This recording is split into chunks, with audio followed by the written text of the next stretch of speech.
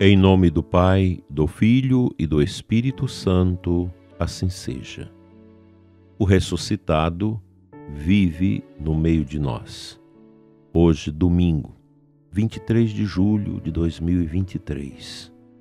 Nosso coração se abre às grandezas do Senhor e do seu mistério que nós celebramos no altar da esperança. Dileto ouvinte, aqui da nossa diocese, ouvintes de outras localidades, ouvintes de diversas emissoras de rádio que retransmite esse programa. Que o seu dia seja vivido na luz, pois hoje é o dia do Senhor. E nós vamos falar sobre um tema importante, central da nossa vida litúrgica, o altar. Dom Armando Butiol, no 5º ponto desse livro sobre sinais e símbolos e gestos e palavras na liturgia, ele nos ensina que o altar é o coração da igreja. Isso tem um sentido e nós precisamos acolher esta compreensão, pois nós somos católicos e o católico que se quer ser realmente aprofundado na doutrina precisa conhecer essas realidades perenes da nossa igreja. Entrando numa igreja, por mais simples que seja, o nosso olhar vai para o altar ou mesa do Senhor, que fica no centro do presbitério, no espaço mais elevado dentro da nave da igreja. Esse é como o coração da igreja, o centro de toda a liturgia eucarística. Isso tudo se encontra na introdução do Missal Romano. A introdução ao Missal Romano dedica uma longa reflexão e várias orientações práticas a respeito do altar. O altar onde se torna presente o sacrifício da cruz sob os sinais sacramentais e também a mesa do Senhor, na qual o povo de Deus é convidado a participar por meio da missa. É ainda o centro da ação de graças que se realiza pela Eucaristia. Recomenda-se que o mesmo se distingua do todo da igreja por alguma elevação ou por especial estrutura e ornato, que seja bastante amplo para que a celebração da Eucaristia se desenrole comodamente e possa ser visto por todos. A palavra altar, segundo uma possível etimologia, indica o que está em alto. Aos fiéis reunidos para a celebração da Eucaristia, a Santa Missa, o sacerdote diz: corações ao alto. Assim, todos são convidados a erguer para o Senhor a própria existência, num ato de culto, que seja sinal de amor e de entrega ao Pai, e como Jesus. Ele, pelo Espírito Eterno, se ofereceu a si mesmo a Deus, como vítima sem mancha. No altar da cruz, Jesus realizou em seu corpo o dom de si, uma vez por todas, oferecendo-se a si mesmo. O sentido sacrificial do altar não tira sua dimensão convival. A última ceia de Jesus, realizada ao redor de uma mesa, expressa a dimensão fraterna daquele banquete da nova e definitiva aliança, sinal do banquete escatológico, incentivo para que os que comem do mesmo pão formem de verdade um só corpo no Senhor, morto e ressuscitado.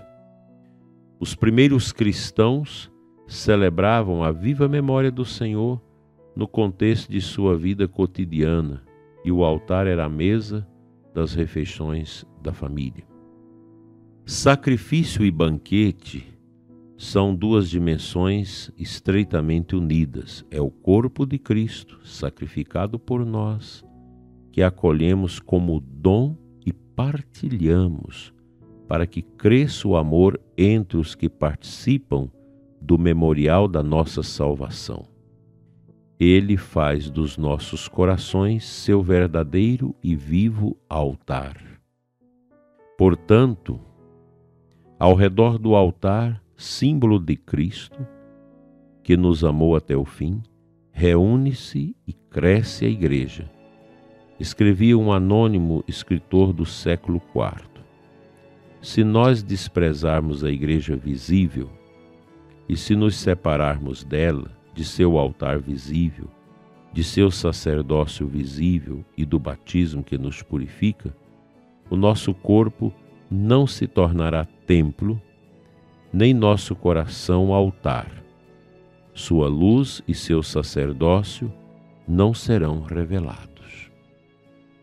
O número 298 da Instrução Geral do Missal Romano recomenda que o altar normalmente seja fixo, isto é, unido ao pavimento e não possa ser removido. De fato, o altar é símbolo de Cristo, rocha viva e pedra angular sobre a qual se constrói a Igreja. A pedra recorda ainda aquela rocha da qual Moisés fez jorrar a água, lá em Êxodo 17, 5, 6. Rocha que os padres da Igreja veem como a presença de Cristo. Amanhã nós vamos seguir com a segunda parte desta leitura, que é muito importante, mas já dá para perceber o quanto nós devemos dar atenção ao altar. Ara Dei Cristo est, o altar de Deus é Cristo. E os padres da Igreja veem naquela rocha que Moisés fez brotar a água, essa imagem tipológica de Cristo, altar vivo do Pai, que nos alimenta com a Eucaristia, com o sacramento da nossa salvação. De fato, o altar deve ser muito bem conduzido, guarnecido, os forros do altar. O altar deve ser bonito, não deve ser uma mesa qualquer. Nós precisamos ler a instrução geral do Missal Romano. Aos sacerdotes, aos diáconos, que às vezes são chamados a construir uma igreja, é preciso visitar a instrução geral do Missal Romano, e é uma riqueza, que você pode comprá-la em separado nas edições CNBB, porque ela está no Missal, mas o Missal é grande, desconfortável para você carregar, mas a introdução, a parte, é muito boa, porque além da introdução ao Missal, nós temos a introdução ao lecionário.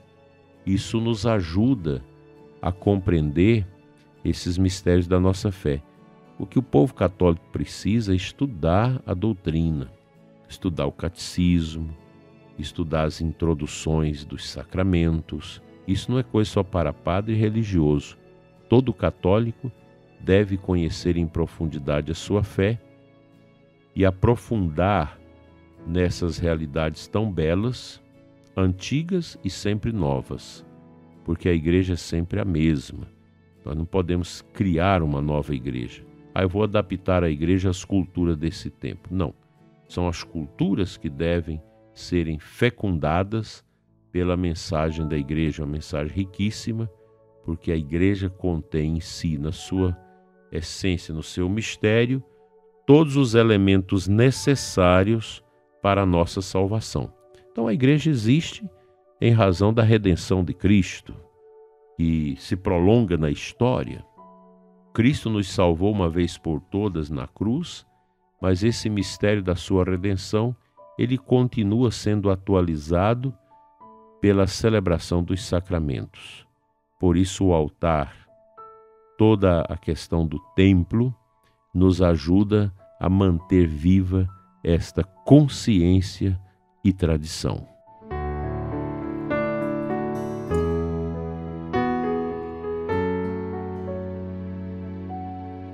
A antífona de entrada da Santa Missa de hoje é o Salmo 53, versículos 6 e 8.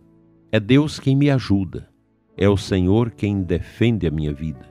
Senhor, de todo o coração, hei de vos oferecer o sacrifício e dar graças ao vosso nome, porque sois bom.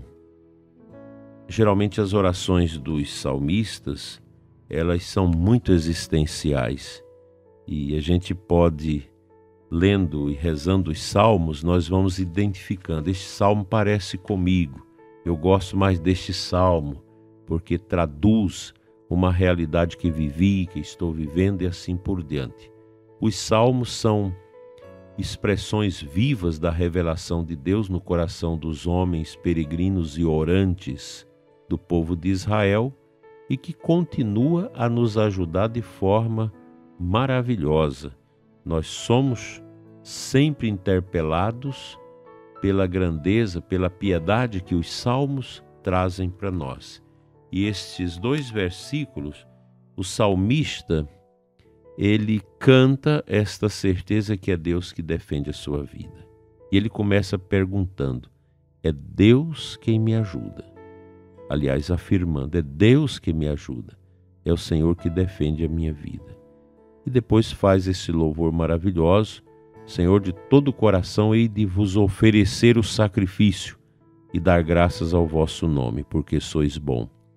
Deve ser esse o movimento nosso hoje, dia do Senhor, domingo, dies Domini, o movimento do nosso coração católico que se dirige à igreja, ao altar, de que nós falamos hoje, vamos falar amanhã, para oferecermos a Deus o santo sacrifício.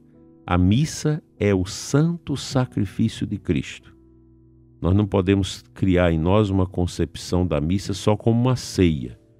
Não, a missa é a memória viva atualizada do santo sacrifício de Cristo. Por isso a igreja nos ensina que a missa do Calvário, aliás, o sacrifício do Calvário, ele foi cruento, cruel, derramou sangue, e na missa há um sacrifício do Calvário de forma incruenta, pois não há um derramamento de sangue, mas o vinho e o pão se tornam sangue e corpo de Cristo.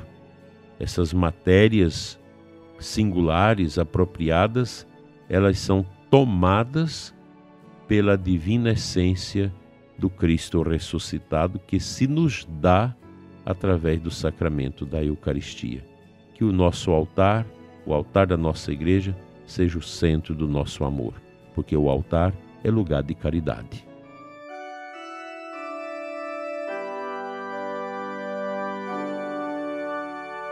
Senhor, neste teu dia, olhe por nós.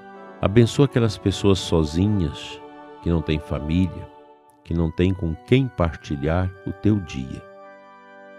Abençoa, Senhor, estas pessoas solitárias, tristes, desoladas, muitas que estão fora de suas famílias por motivos políticos, por exclusão, por deportação. Quantos deportados políticos nós temos Brasil afora. Abençoa, Senhor, estes que sofrem por estes exílios tão malfadados e dolorosos. Cura-nos pelo poder da Santa Missa de hoje e sempre. Amém. Pai Santo, Deus de amor, Senhor da vida, nós queremos te louvar nesta manhã abençoada de domingo, pedir que o Senhor abençoe o ouvinte e a sua comunidade, sua capela, sua paróquia, onde vai ser celebrada a Santa Missa hoje. Abençoa também, Senhor, os sacerdotes, para que celebrem com amor e muito afeto, assim seja. Amém. O Senhor te abençoe e te guarde, em nome do Pai, do Filho e do Espírito Santo. Amém. Até amanhã, se Deus nos permitir.